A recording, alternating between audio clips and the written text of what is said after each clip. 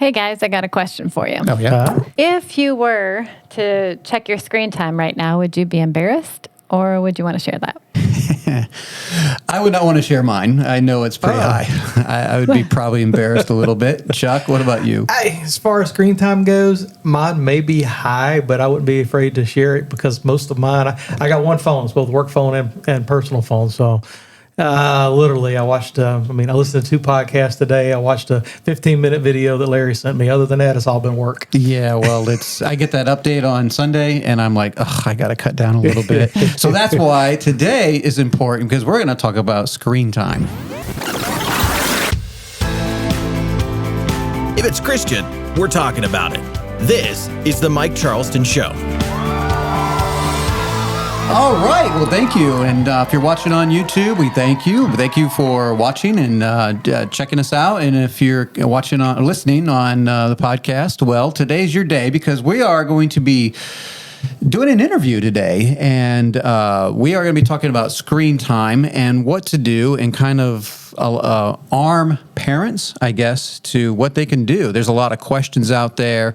And Sarah asked a very poignant question at the beginning of the program of our screen time. And mine is not so good always. And I like to think that it's because I listen to a lot, but it shuts off. And so anyways, it is something that our culture is dealing with today. And that's why I wanted to talk about it. And so we have got Phillip Telfer. You can bring him in now, Joshua. Phillip Telfer is going to be our guest. He is he's in charge of Media Talk 101. I don't know what you would call yourself. Is Phillip there? Yep, I'm here. Well, thank you for having joining me on your show. Absolutely. And as I was going through your bio here, like you sound like a lot like me. I am, you write music, you write a book. It's just you do it better than I do because I don't have a book or music produced. But you're a pastor. You run, and in fact, we met each other at the Christian Worldview Film Festival a couple of years back in Georgia, and you put that together also. Is there anything you don't do? Yeah, I'm not a very good cook. No, there you go. Okay, so we found something. No, but this subject here. So when we first got married, Sarah and I got married in 1999, and Chuck, you got married a little earlier than that. A little bit earlier, 1990. Well, when we were raising our kids, the issues of media and all that were kind of simple. You just shut off the TV. Right, you didn't get cable. That was kind of the push. You didn't have the TV, right? That's right. It was that was the push, is to throw out your TV. Well, the things have gotten a little bit more complicated in the last 15, 20 years. And that's why we brought Phillip on. And so the viewing habits have changed greatly, haven't they, in the last 20 years? So what are the trends that you have seen in the last 20 years? Well, one of the biggest game changers is the smartphone, of course, because if you think about let's talk about youth today, especially think about ourselves when we were teens. I graduated from high school in 1990. So, we had media back then. We had the television, we had movies, we had radio, video games. But, we didn't have the world's largest collection of movies accessible to us. We didn't have the world's largest collection of music. We didn't have the world's largest collection of video games or porn. Right. We didn't have 24/7 connection to our friends, all in the palm of our hands, portable and sponsored by mom and dad. Mm-hmm. That's so this really is the game changer on how we're interacting with a lot of technology, media, entertainment, and this has swept upon our shores relatively quickly. Yes. And a lot of parents really don't know how to respond. There's no ancestral wisdom. I can't go to my parents and say, how did you do this when we were teens? How did you handle social media? How did you handle smartphones? And they're like, well, we didn't have any of that. Yeah, so that's kind of the big question right there is, what do we do? And that's why we found your ministry. When I talked to your assistant there a couple years back, you were forming a program, which we'll get to in a bit. But Chuck, why don't you go ahead with the first question there?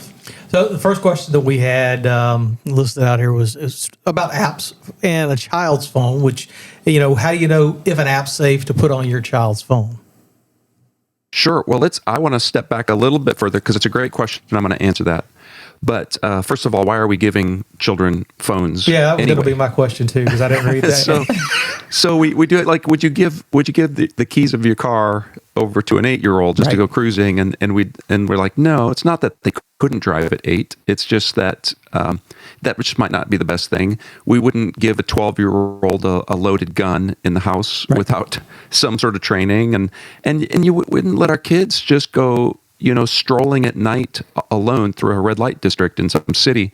Right. We recognize that there are certain things that we want to help protect them, but yet we're turning over to kids one of the most powerful devices ever invented.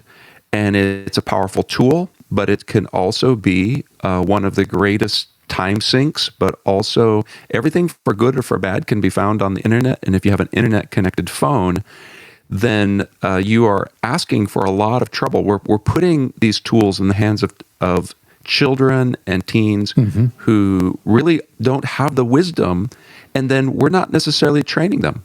So there's a host of reasons why parents are giving their kids smartphones today, even very young ones. And one of the things is it's the proverbial electronic babysitter. It's just new. It's portable. Before it was the television, but the television wasn't portable. These are portable. Yes. So it's a convenient pacifier that can satisfy short-term goals. There's also these cultural expectations. Like everybody has one. So if you don't have one, you're out of step with culture. Sure. And other times, parents might be feeling pressure from other parents. Like, why you're neglecting your children. Sometimes it's just because you do have like really tech enthusiastic households that aren't thinking about it. Like, hey, we just revel in all this. But I think some of the main things that people want today, that they want their children to have in a phone, is to be able to track them through GPS, able to reach them by phone or by text, and for their children to be able to reach them. Those are some of the basics. Those are legitimate reasons. But you don't actually have to have a smartphone to do all that. So I know one of the things that the question about apps, the first thing is just like, wow, should we even be giving these phones? So one of the things I'd love to talk about, I've actually experimented on my children. My youngest is 17. And I've raised 4 children. I've got grandchildren now. And we've actually tried 4 different ways of handling phones among our children. And so one of those I'll just share, because on the question of apps, first of all, they have apps that hide apps. Sure. So yes, they do. So the issue is really the heart. And one of the things I'm a real advocate for when it comes to parenting children in the digital age is the importance of presence versus just building fences. Okay. And there was a time in my life that I actually raised a small flock of sheep. My wife and I had moved out of Chicago from the inner city. We moved out to the country. I was serving as a youth pastor in a small town. And we decided, hey, we're going to go full on agrarian here. We're going to go the extreme, from the tallest buildings to now, raising sheep. Right. And the way I raised sheep was I made sure I built some strong fences, and I could leave them for most of the day and just come in and make sure they had good pasture or supplementary hay and some water. But I wouldn't be living out in the field with them. And this is a difference between shepherding and just building fences. Sure. Because if you go to other countries or you go into the past, and I've been in Africa, and there's a lot of animals and a lot of shepherds, but there's not a lot of fences. There's a lot of open grazing. And wherever you see a group of little animals, you just look around and you're going to find a shepherd somewhere, right? Keeping watch. And I believe that's the main thing that parents are neglecting today is we're not only handing technology over, but then we're finding problems. And then we're trying to find solutions through technology, or we're trying to find solutions through just building a set of rules. And it's not working. Right. And what we need to begin to assess is how these digital tools might be separating us from one another's presence. And so the presence of a parent in the child's life is the most important thing. And we shouldn't just abdicate that to technology. Right. So one of the things I did was when a couple of years ago, there was a new company. They're one of many, but Gabb, G-A-B-B, Yep. they're Familiar. Gabb phones. Yep.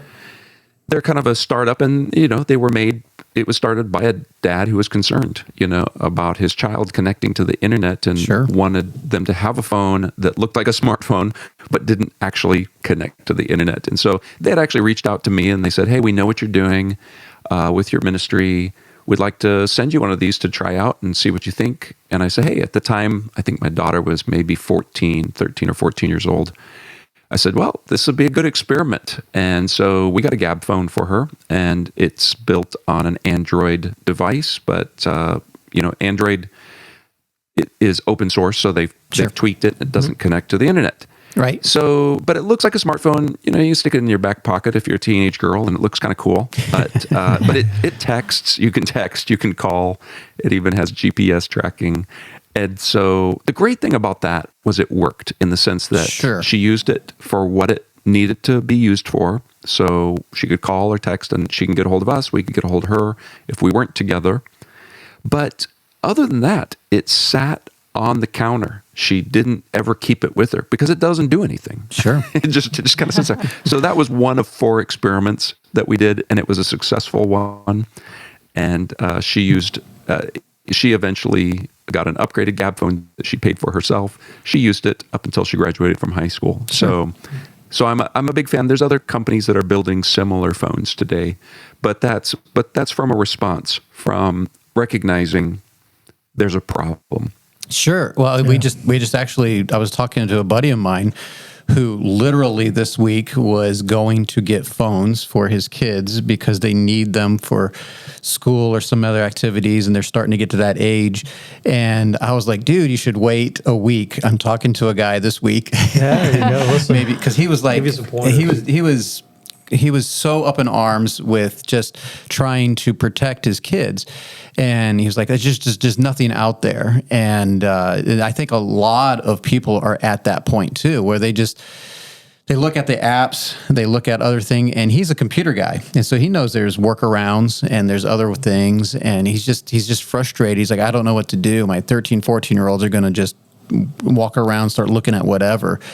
And I like what you said. So like in our house, we're pretty techie. My kids ended up being a little techie. I don't know how that worked out. That's kind of an interesting concept. That they, but because we didn't grow up with the TV necessarily. We had one of those TV VCR combos that we'd hide in the closet and roll out when it was time to watch something that we let them watch. But my daughter got into filmmaking, and we all jumped into that. My sons are into sound, and they're very creative with the tech. But at the same time, we didn't allow them to have smartphones until like when they were 17, 18. Depends on when they had a job. Right. Like now, we homeschooled them, so that made it a little bit easier. The pressure wasn't as bad. Mm-hmm. But what do you say to the parents that feel that pressure, like you were talking about, the cultural norms and the pressure to give their kids phones at an earlier age? Well, I'm hoping the pressure will begin to shift the other way.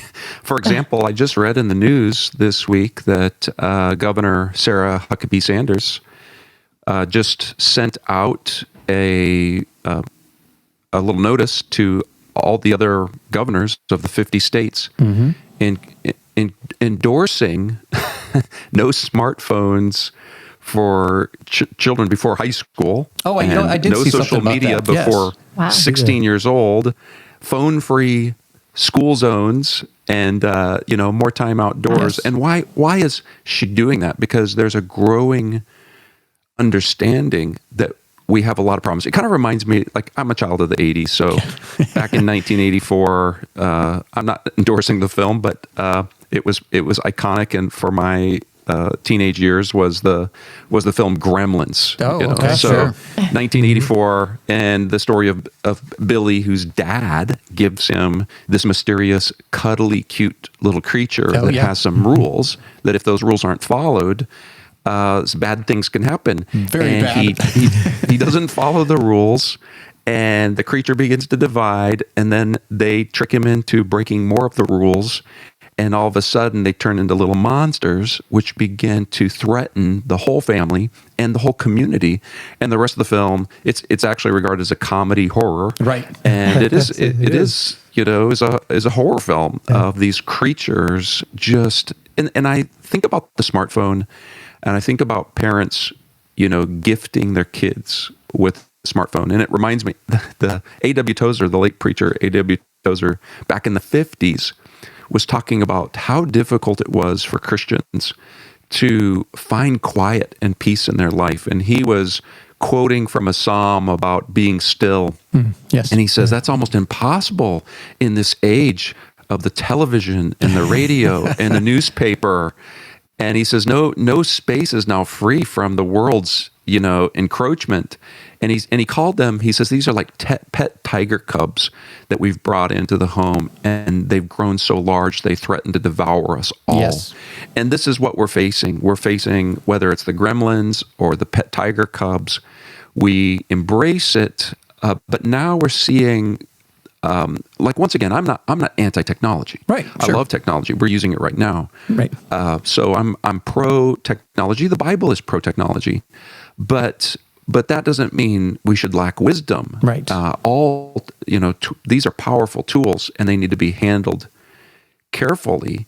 So when we think of handing our kids these devices, first of all, it needs to be an age-appropriate time. And when you have pressure from other families, I've told my kids for years they're stuck. I'm like, look, your dad talks about this stuff. You're doomed. That's right. You're going to be the odd kids out. So that was my first experiment. My oldest daughter, who's now married and has 3 children, she didn't get a smartphone until she graduated from high school. So she was 18 when she didn't get any phone. And she survived, huh? And she lived. She just about. Now there were times where she felt out of place. Sure. Like, wow, I'm the only one in my age bracket that doesn't have your last name is Telfer. That's right. So that's just what Telfers do. That's what our clan does. We just don't do smartphones like that. Now I have adjusted over the years, but that first experiment was, nope. And if you need a phone, my wife Mary had a phone. I had a phone. Like if you're going somewhere, we'll lend you one of ours. Sure. And you can, and we'll get it back. Yep. Sounds very familiar. I did get my kids involved in entrepreneurial efforts through when they started very young. So we started woodworking, and I built, started building out a shop and teaching them how to work with their hands. All 4 of them, my girls and my son, and then they began to sell their stuff every Saturday at a farmer's market for 10 years. They were every Saturday. So my kids work with power tools. Yes. And the thing about tools is that some of them are very dangerous. Yes. And so I don't just set my kids free in the shop and say, go make something. No, that's a good point. Dad goes into the shop with them, and the first thing we do is we have safety training. Yes. I'm going to tell you how dangerous this tool is and what it could do if you don't handle it carefully. But I want you to use this tool. So that's what we need to do with phones also. It's like, this is a powerful tool, but you need to learn how to handle it carefully and with some limitations. There are still, I still don't let my daughters use a table saw. Right. I was like, if you need something cut on the table, I'll cut it for you. It's like, they use the other saws, they use the other power equipment. So the more powerful something is, the more care you have to take. That's a good point. And once again, the smartphone is one of the most powerful technologies ever invented, and we are just not using caution at all when we're just. So I wouldn't be pressured by parents. So just tell your children and tell those parents, I love my children more than you love your children, or something like that. I always tell my kids that, why? Well, why does so and so? And because they don't love you as much as I love you. That's right. I love you too much, and I know too much. So and that's the thing where I like those analogies, because when we talk about other aspects, I don't know if it's like marriage or child raising or different things like that. When you bring it, or theology, when you bring it into real life, people think differently, but then all of a sudden they get weird when they start thinking about the Bible and kids and stuff. And I'm like, well, it's the same thing. You don't hand them over to a gun or a power tool, like a table saw. That's a good point. I get nervous around a table saw, so I don't want my 14-year-old. And you should. Fear. Yes, exactly. You should. Any woodworkers that I know that are missing digits, on their hand, it's because of a table saw usually. Yeah, I love your analogy to tool, and the fact that you actually are calling these devices tools. I love to be able to hear that, because I'm an IT guy by trade, and years ago people would ask me, what do you do with a computer for fun? This was back in 2000. It's like, what do you mean do with fun? It's a tool. If I'm working on a computer and not making money, something's wrong. That's my job. So I feel the same way about the phones, the smartphones. Yes, they have a lot of ability today and very, very powerful to be able to get you to whatever information you're looking for, but at the same time, a lot of hazards for folks who aren't using that tool appropriately. Yeah. Well, and they have changed the way we're interacting with one another, and not always in good ways. Right. And it's interesting that the EPA has let us know that a dripping faucet that drips at the rate of 1 drip per second will actually waste 3,000 gallons in a year. Something? And that's pretty remarkable, seeing that it takes over 15,000 drips to make a gallon. And so you're like, wow, how does that happen? How do you end up wasting that much? But see, we have this constant drip now of notifications, of now checking behaviors, where we can't put the phone down, even if we're not doing anything on it, where we're like handling, just like Frodo did with the Ring of Power, just always handling it, and our behaviors are changed. I use this illustration that if you were in your backyard and you noticed your neighbor building a shed, and he's doing it old school. He's got a hammer and he's got nails, and he's framing it up, and you look over the fence and you say, "Hey, Joe, that's looking great, doing a good job." And he thanks you like no big deal. I mean, that's great. But if you saw Joe the next day in the grocery store and you try to say hi to him, but he's distracted because he has his hammer in his hand and he's just like staring at it and he won't look up, you're like, well, that's kind of bizarre. That's kind of weird. And then you see him the next day walking down the sidewalk and he's almost tripping because he's got his hammer in his hand and he's staring at it and he's not paying attention. And then the next day you see it, you're behind him in a car, and you see Joe swerving, from line to line, having a hard time keeping his car on the road. And you notice, like, what in the world's going on? And he's got his hammer in one hand, staring at it, and the steering wheel in the other. At that point, I think you would begin to question, like, Joe's got a problem. I think Joe needs some professional help. We would all agree, yes. But as soon as you replace the hammer with a smartphone, that's normal. Yes, everybody does it. Yeah. And so we are losing focus. It is a great tool, but it's also designed to be a tool of a device of distraction, and there are ways to tame it. And so that's one of the questions when we talk about, like, can the smartphone be tamed? And if I'm in person and I ask this question, I'll say, can it be tamed? And everybody's kind of like, I don't know, can it be tamed? I'll take my phone off, I always keep it in a holster on my belt, and I'll pull it out of the holster and I'll stick it on a table or somewhere, and I said, okay, let's watch. Let's wait to see how wild this animal is and what kind of trouble it's going to cause. And of course, you set it down and it does nothing. Doesn't do anything. I could leave that for 24 hours. I could leave it for a week and come back, and nothing's going to have changed. Sure. So it's not the device that has to be tamed. It's our hearts. It's how we handle that device. Yeah. So it's not like, if you did that same experiment with a couple kittens or one puppy, or, Sure, it's like, it's going to be a totally different story. You just leave them in the middle of the room somewhere.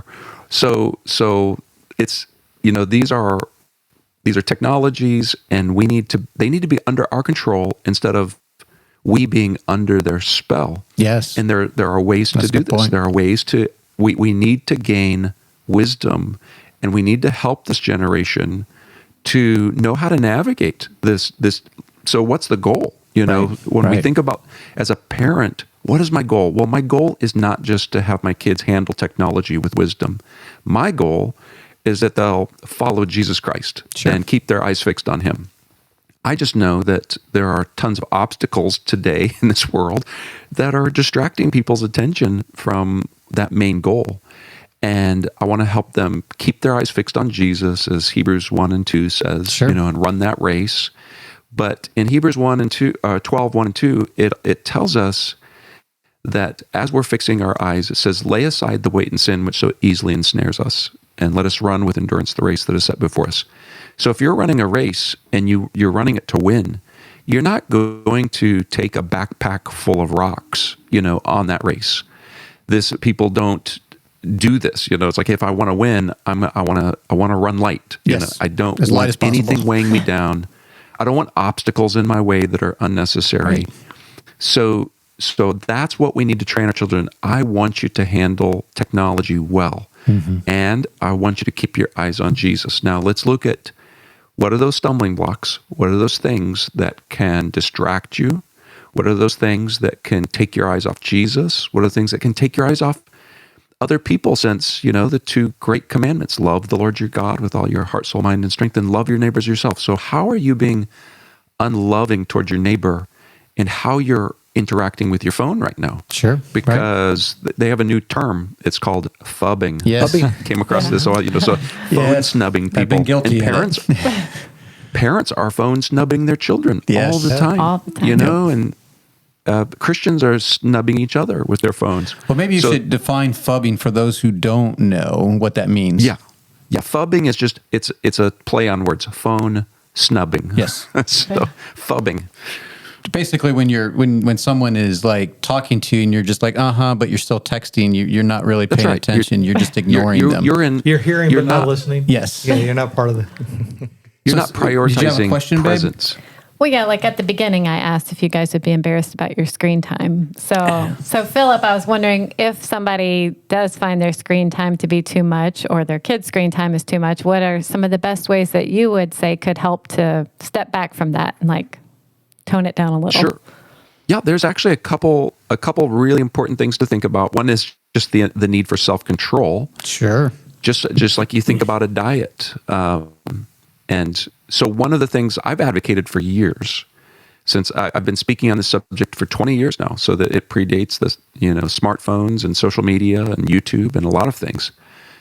And one of the things I've said is, like, taking a break is very healthy. So I want to talk about two different aspects, and we'll use food analogies. But you can go on a food fast, and there may be spiritual and even physical benefits from going on a food fast. Sure. But you can't do that forever. And I think that's applicable as we think about technology. So there are times when it might be good just to take a break altogether. Sure. and just say, hey, we're going to take some time. Some people have like tech Sabbaths, hey, let's just have a day. Right. Hey, and take a day. Right. I think that would be hard, to do that regularly, but maybe phone-free zones, like certainly around the dinner table. Absolutely. And then that points us like, wow, are you even having dinner around the table? So that's another issue. So let's make some action steps here. Let's plan to start having dinner around the table. Let's not have our phones on or around us. And let's create some phone-free zones. And then also, let's set up our phones so that they are not just devices to constantly beckon to us. The notifications. And you can do that. But the default in a phone is going to be, you get all the notifications, it dings, it rings, it buzzes, it does all of these things. So, but now, I use an iPhone, but you can make these same setting changes on Android devices. But I go in and I've tweaked my phone so that, for one, I turn off all notifications except for phone calls and texts. Personally, I never have my ringer on at all. Oh, wow. I for you. Never have it on. It's set to silent always. Wow. And, like but it also lives in a holster on my belt. So that is useful to me. Not everybody likes to do that. Right. But then the other thing you can do, there's a ton of things, just changing the settings. You can set like different different focus modes, so that the more stuff turns off at night or at a certain time towards bedtime. If you remember to do that. And this is another thing. Whether it's phones or TV or whatever, one of the things that technology is really disrupting is also sleep, which is important, and you have to get good sleep. And so one of the action steps also is to just make sure all the devices have a bedtime that's at least an hour before your own. And this is important for kids too, because it's not only the blue light, but it's also just the stimulation from the technology and from the information, and it agitates the nervous system. So it's very disruptive to sleep. So it's really important to just say, hey, at least an hour, maybe even 2 hours before we go to bed, all devices off. let's just they're off. We're not going to be staring at screens.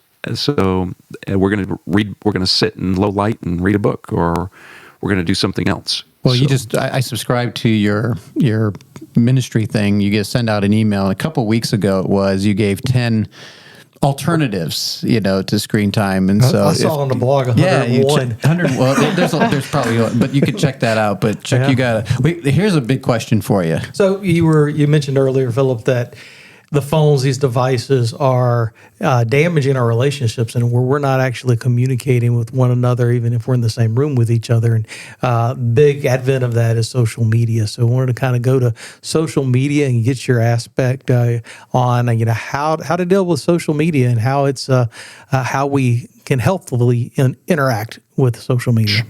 Sure. There's a reason why, as I mentioned, Governor Sanders advocating for no social media until 16 years old, and this is the role of parenting. And I know it seems pretty radical for some people, but I didn't allow my children to have social media because I want them to have real social. Right. And why is this? I'm just trying to be an old curmudgeon? No, I'm not. I want them to actually have meaningful relationships that are actually fulfilling, because here's the reality. With 24/7 access to peers through social media, through instant messaging, texting, the young people today are not more fulfilled. And in fact, the more they use social media, the more depressed, anxious, and even suicidal they're becoming. Man. And all the research is pointing to this, and it's sending off a lot of alarms, because you can look at it and see, wow, there's definitely a correlation here between the amount of time. Now, why is that? How can a teen now have something that teens before never had, which was this 24/7 connection to more peers than ever? It's the problem is it's superficial, and it doesn't meet the deepest needs of a young person's soul. And so we're basically, it reminds me of the passage in Jeremiah 2:13, where God speaks to Israel. He says, I've got two problems. One is you're making cisterns. You're trying to create cisterns, which are just like a in-ground water collection. So you're digging holes to collect water, except they're broken. Right. And they don't hold water. So no matter what's going in, it's all leaking out. And you've rejected me, the source of water, living water. Right. And this is what's happening, is that it's a broken cistern. So digital social media has some benefit. It has some positives, but not in the way that many youth are using it today. Sure. So it's been kind of a negative all around. So there's nothing wrong. And I encourage, one of the little illustrations I use for youth, just to help them understand this, is that a pound of pennies will never be equal to a pound of gold. Right. Because a pound of gold is worth roughly about $1,700 per ounce, right. Or gold is, and so that's like over $27,000 for a pound of gold. And if you were to try to make that equivalent in pennies, it would take almost 3 million pennies. It's 2,720,000 pennies. And you couldn't. Could you imagine? It's 7 tons of pennies. How could you manage that? Right. You can't manage that. No. And so, it equals the same amount.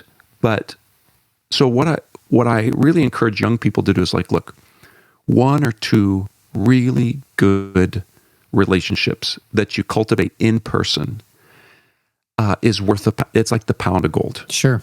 Otherwise, you're trying to collect a lot of pennies, and it weighs you down, and you can't really do anything with it. You know, it doesn't really add value to your life. So, and part of that problem, in fact, as you mentioned that I send out a weekly email, and today's was on quantified popularity. Yes. And quantified popularity is just how social media has been gamified.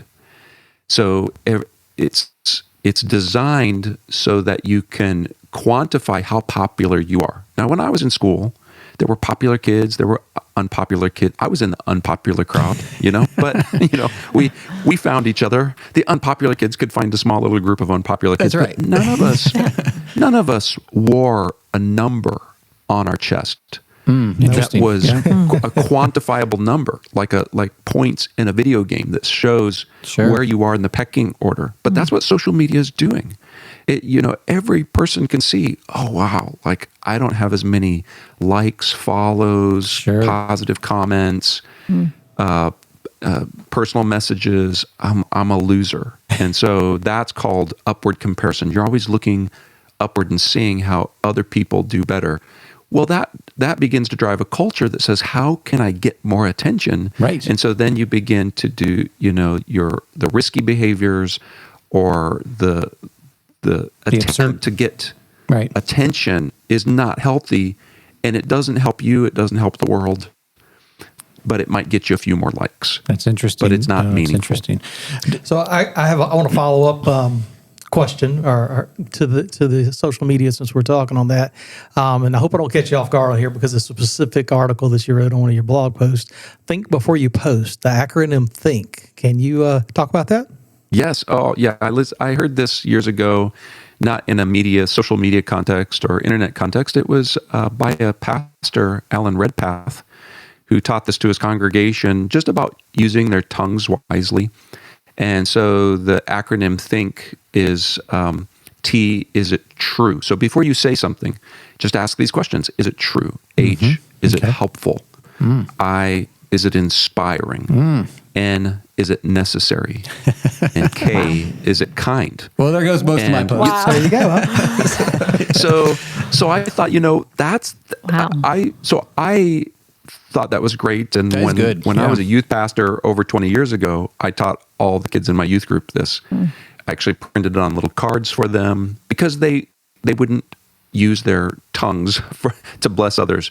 They were, sometimes saying things that were mean. So I was trying to train them like, look, let's be more careful with how we use our tongue. But now in the digital age, I believe it really applies to how we post as well.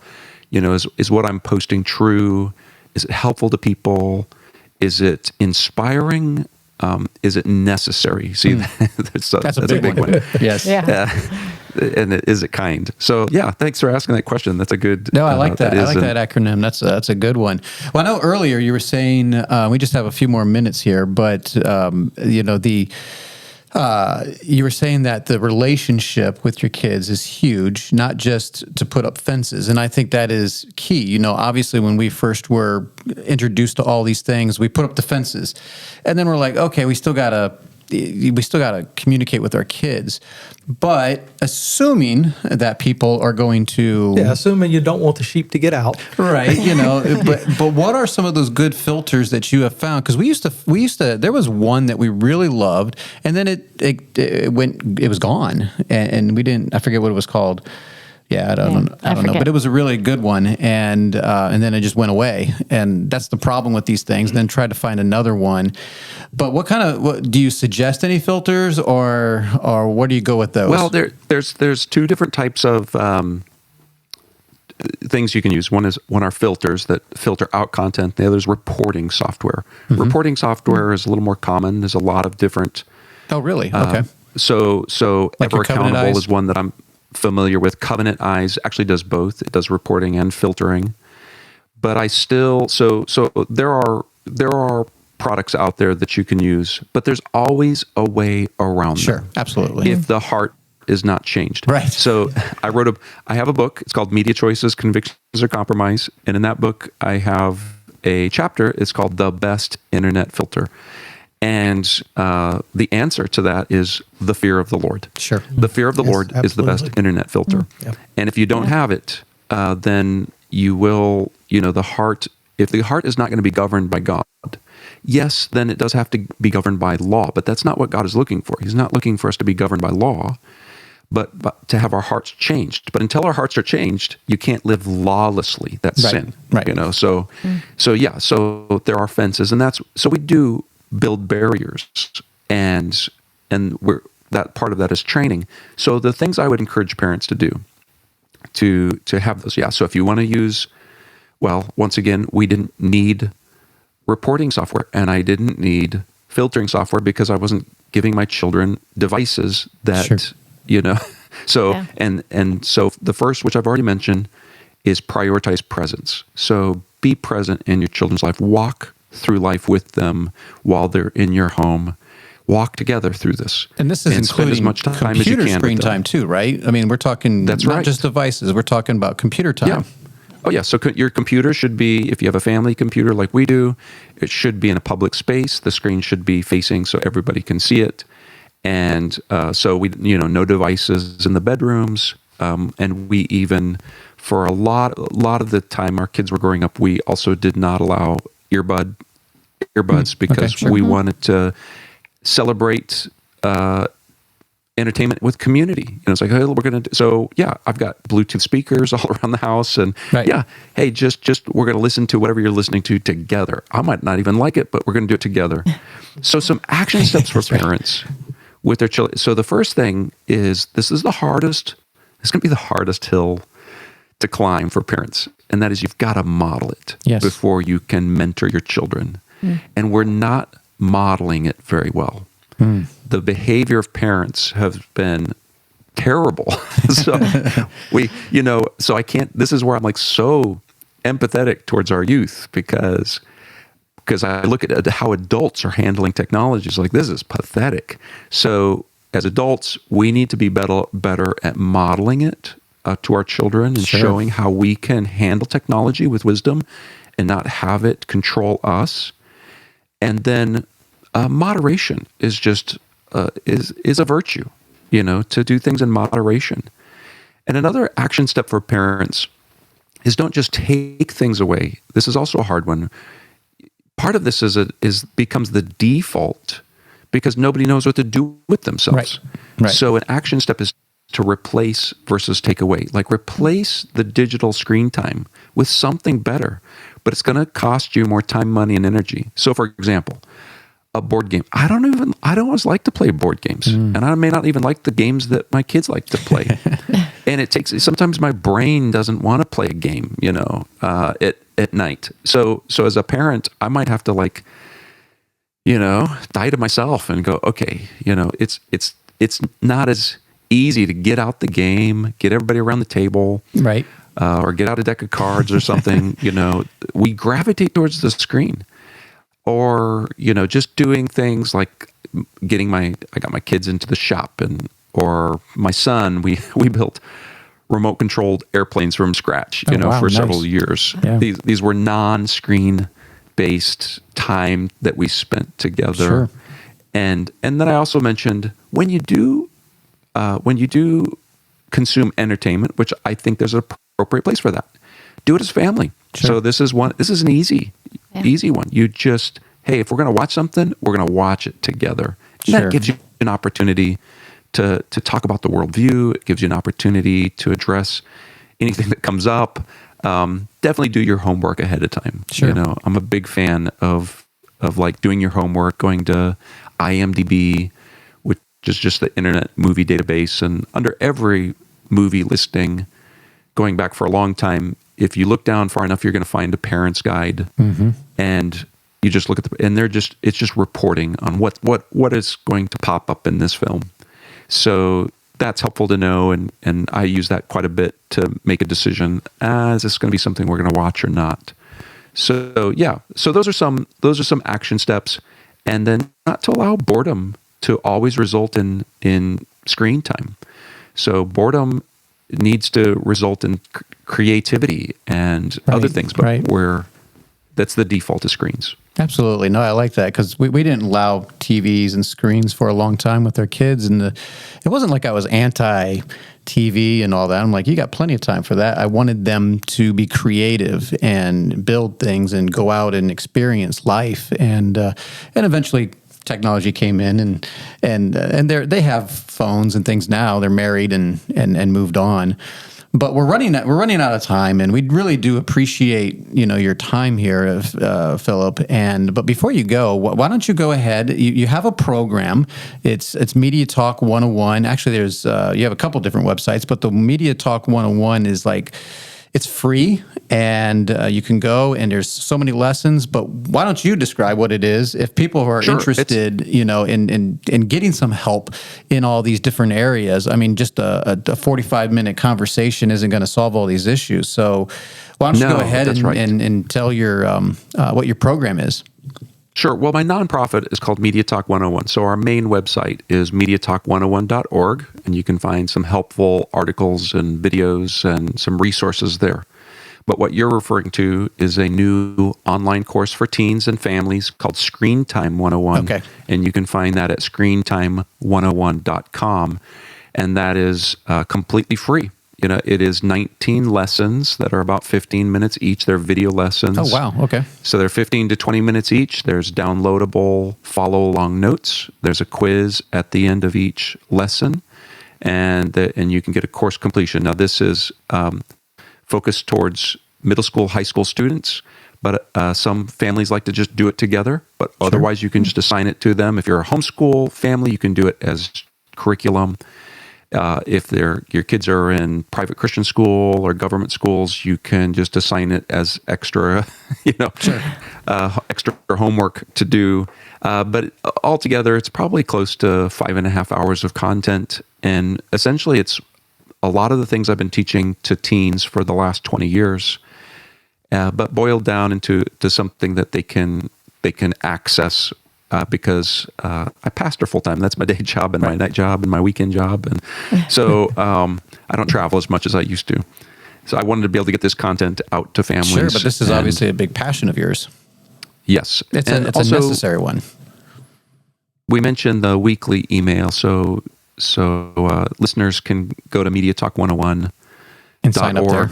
And there's down in the footer, there's a sign up form. You sign up and it's a short, helpful email that I hope will be beneficial to families. No, it is. Once a week. I get it, and to be honest, I don't read them all. The Q rating one, I started to read, and I was like, I'll look at that later. But some of the other ones, I thought they're very practical. There's some suggestions of different things, and what I really like about your take on all this too is like you're not anti-media. You're not.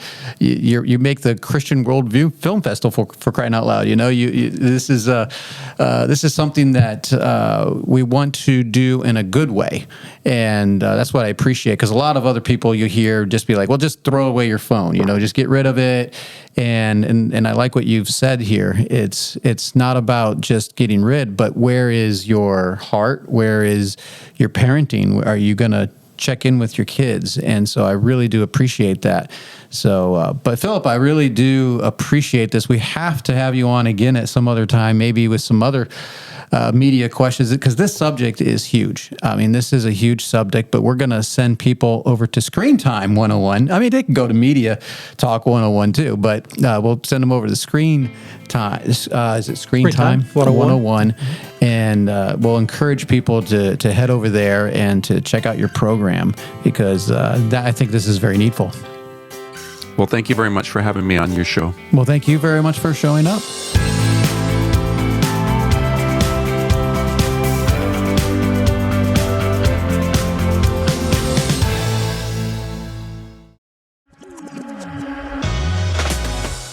How well do you know your Bible? All right, babe, we are continuing through the Bible, and we are on the third book of the Bible, Leviticus. And I think when people start, at the beginning of the year, You it's didn't like, even let him have a chance. Sorry. Yeah. Yeah, I didn't. Yeah, Leviticus. That was a gimme. Okay. Like Leviticus. Yes. Like, come on. What is that? Well, so when people start at the Leviticus. beginning of the year going through the Bible, I think This is the chapter about where they stop. This is about the place where they're like, all right, what are we doing? Because it's like, Leviticus. What is What that? is that exactly? Leviticus. Yes, exactly. What is that? So this is the third book, and it's a tough read at times. Yeah, so what about for you? Like growing up, is that where you would stop when you got to Leviticus? More or less, because let's be fair, Genesis and Exodus is stories. Yeah. They're just stories. And then Leviticus, it just seems like this, that, the other. You're like, what are we talking about? What is this? Really. Pretty much. So, yeah.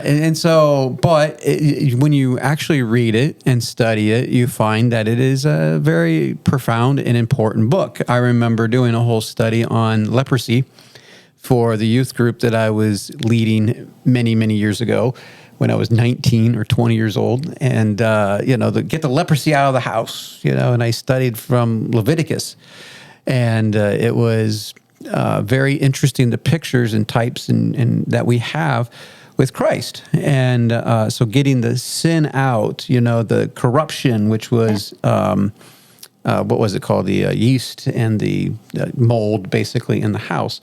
Get it all out, and they had to do that so many times a year, or once a time a year. And anyway, so there was a lot of very specific things.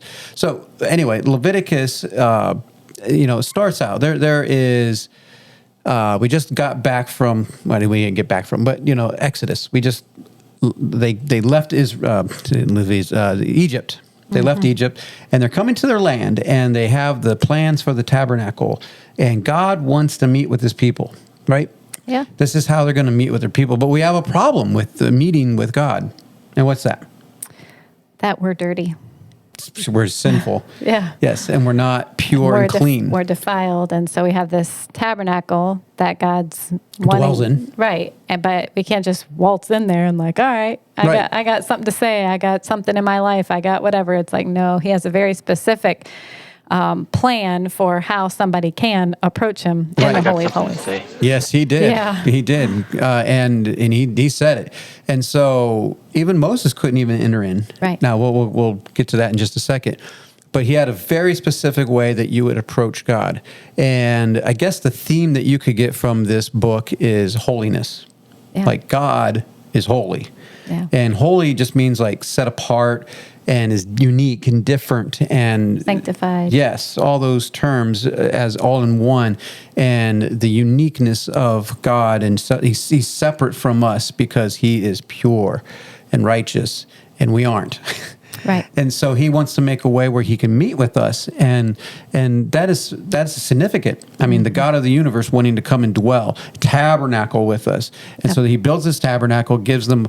So the first part of Leviticus, you have basically, if I had a chart, you have the priests and the people. So you have the priests and the people, and you had some rituals that they have to make sure that they do, so the priests have their rituals and the people have their rituals. And then there's the sacrifices that they have to do, that the people have to do, and the priests have to do.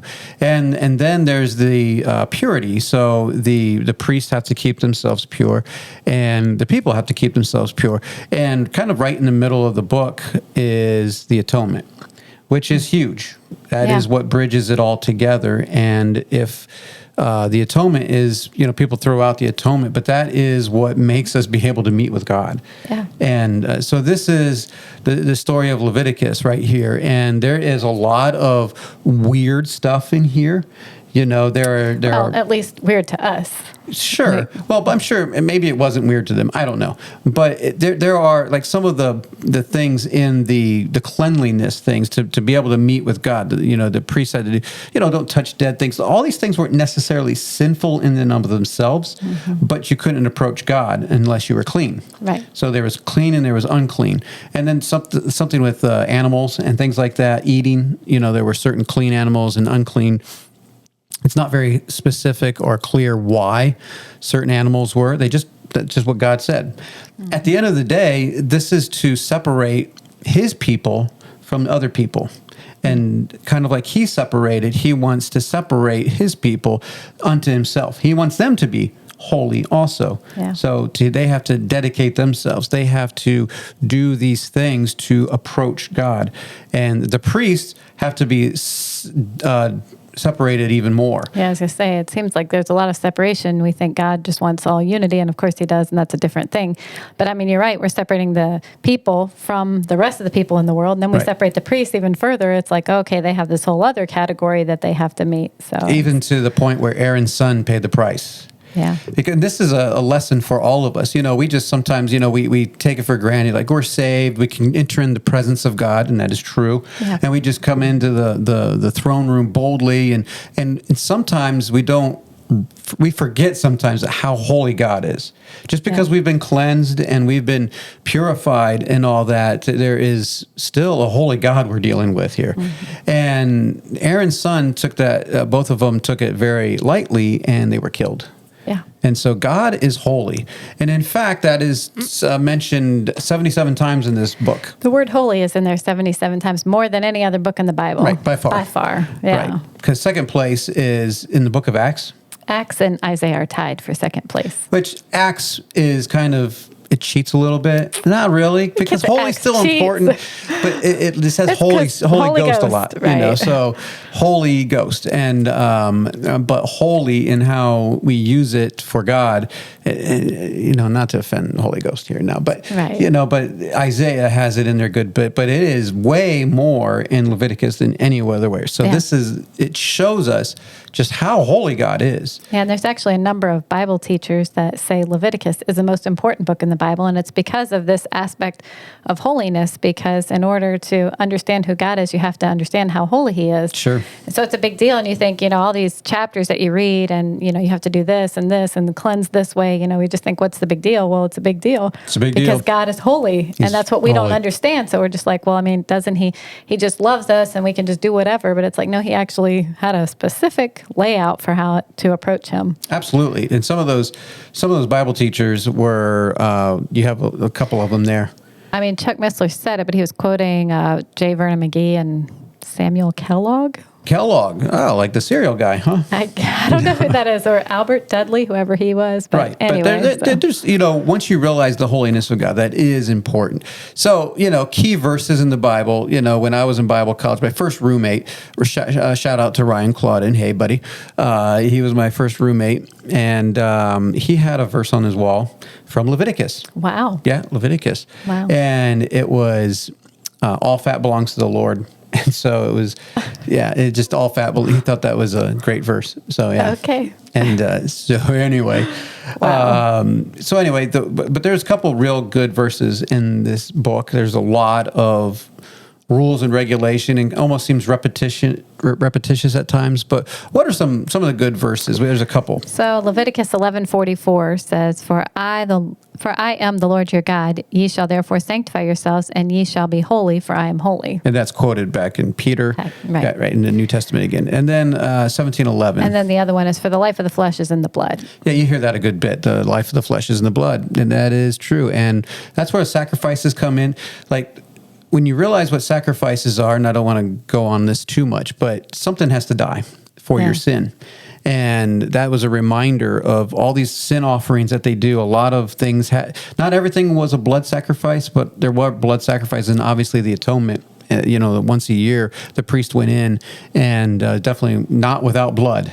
And so the blood was important to basically give them another year of being able to be in God's presence and such. Mm-hmm. So anyway, that is Leviticus. It is a tougher read at times, but when you really study it and get into it, it is fascinating of how... Like Leviticus. Yeah, how about that? What is that? Well, I actually think Leviticus really gets a bad rap, because... It's more numbers that's tough, huh? Yeah, well, there's some other tough ones we'll get to. But when I'm reading, I'm like, I actually find it pretty fascinating. And yeah, there's a lot of things I don't understand, and it does seem kind of weird, when we're talking about spots on your body and looking for, a black dot or this dot or whatever.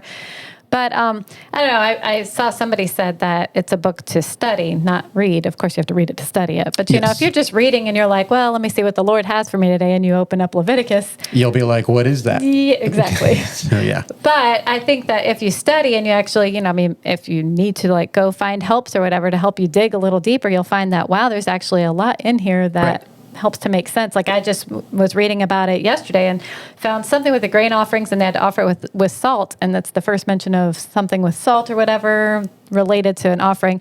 And they were talking about how when Jesus comes in Matthew and says, you're the salt of the earth, like they were explaining how salt meant so much more. And it goes back to with the offering in Leviticus. And I was like, oh, so things start tying together when you look a little deeper than just reading and like, who cares? Who cares? So anyway, Yeah. So once again, this is a short, we could go into a little bit deeper, but you can look up things on the internet. And like I said, this is like a 10-minute thing. Yeah. So anyway, that's Leviticus. And so we'll check out Numbers next week.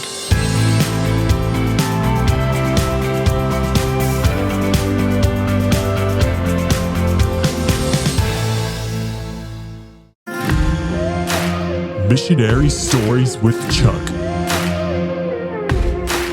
All right, Chuck. Missionary Stories with Chuck. Okay. That's the first time I've heard that. Me too. So, okay. This is only episode 3.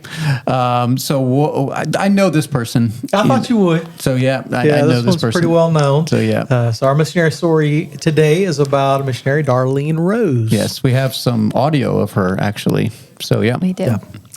So Darlene Diebler Rose and her husband, Russell Diebler, went to minister in the field of New Guinea in 1938. It's a long time ago. That was quite a while. So on one of Russell's first visits, the chieftain he was talking with said he believed Russell and the others with him were spirits because they were all men. He said, "Who gave birth to you?" There were no women. Because they didn't come with women. No women. Hey. So Russell explained that he did have a wife, but she couldn't come because the trail was so dangerous and that many men had died. And they don't understand that, huh? No, the chieftain replied to him, says, "Your wife would have made it. Wherever we go, the women follow and carry the loads." That's right. Meanwhile, others of the tribe decided to test whether some of the men were spirits or human. Oh, no. Uh-oh. Yeah? Did they poke them? No, they shot arrows at them. Yeah. They wanted to see if they went through or not. Oh, my goodness. Unfortunately, they did not pass through. And some of the government officials that were along with them, unfortunately, actually, in self-defense, killed some of the tribe as well. So it didn't go well. But Baby steps. there you go. Yeah. So on reading this letter from Russell, Darlene prayed, "Lord, if those people are ever to believe and understand about you, women are going to have to go there." So after her first meeting with the tribal people, they shoved her sleeve up to see if her arms were white all the way up. And wanted to pinch her flesh to see if it was real. Yeah, why not? The chieftain didn't believe she was an actual woman until she took the pins out of her hair, letting her hair fall over her shoulders. Oh, because she had it up or something? Yep. Okay. From the first moment, she felt that these were her people, and she approached them with the living conditions, and she approached them and the living conditions with grace, courage, and humor. Because they are pretty backwoods in 1936, Yes, I'm sure. Yes. Yeah. So by May of 1940, they had heard of the Nazis' invasion of Holland and that it fell in 5 days. Soon, word came from government officials that their post must be evacuated. Oh, why? Interesting. Yeah, they were Wonder going to why. have to leave where they were at because of the invasion, the incoming invasion. New Guinea is... Pretty far away, right? Yeah, But anyway, Okay. So they begged to stay, but were not allowed, and they had to move to another area. They continued to hear the news escalating concerning the war, and finally about Pearl Harbor being attacked. They sought the Lord's counsel as they continued to work and to hear news reports of the Japanese taking islands near to them. And Now, one day... that's serious, right? Yep. So one day, a Dutch policeman came and told the missionaries that they had a ship on the coast and wanted to evacuate all the foreigners as well as the Dutch women and children. Their field chairman, Dr. Jaffrey, encouraged them all to take time to pray about whether the Lord would have them stay or go, so that they would have his assurance, whatever happened, that they were right where he wanted them to be.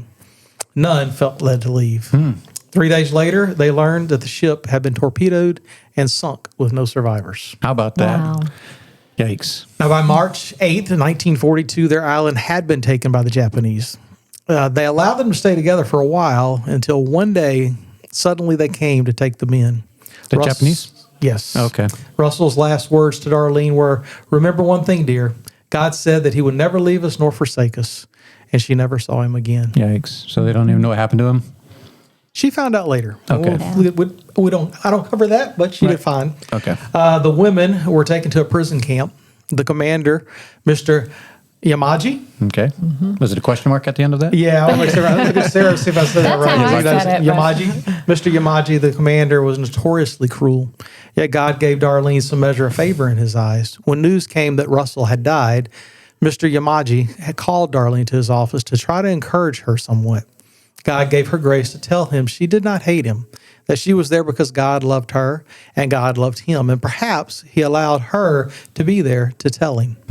She shared with him the plan of salvation, and Mr. Yamaji broke into tears and left the room. Wow. Well, From that time on, she felt he trusted her. And years later, she heard a report of him that seemed to indicate he had believed on the Lord. wow. That's good. Yeah.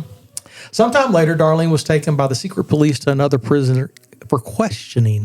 The conditions were horrible, to say the least, and Darlene also suffered from dysentery, cerebral malaria, and beriberi. She asked the Lord... What'd you say? Beriberi. Beriberi. Okay. Yeah. Yeah, common jungle disease. Yeah. Okay. Yeah. She I thought you asked said the Lord- Mary. No, beriberi. She asked the Lord to heal her of the dysentery. Dysentery? Dysentery, thank you. Yeah, dysentery, tomato. Yeah. And he responded not only by healing her of the dysentery, but by healing her of all three of the ailments. Wow. Yeah. One day, while in solitary confinement, she saw out of her window someone secretly passing along some bananas. Yeah, we got to get to that part of the story, right? Everybody loves the bananas part. No one of consequence. Yeah. Someone secretly passing along some bananas to the other women.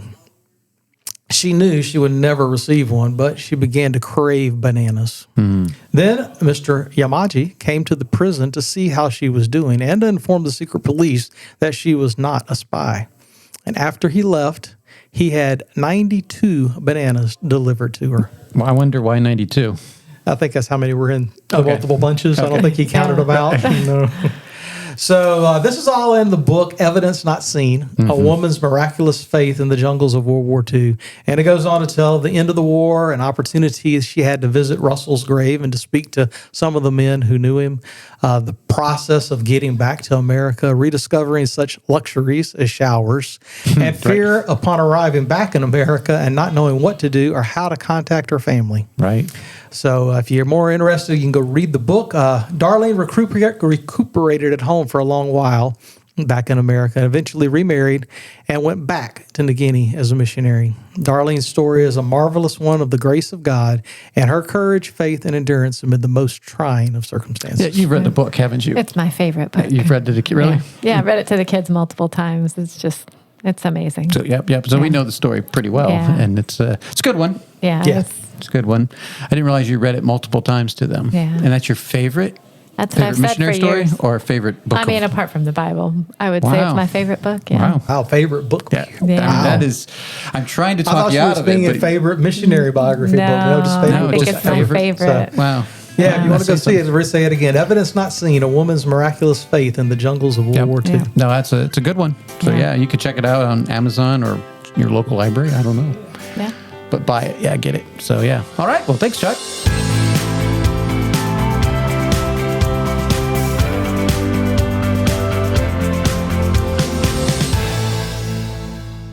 Music with Sarah. What song do you like?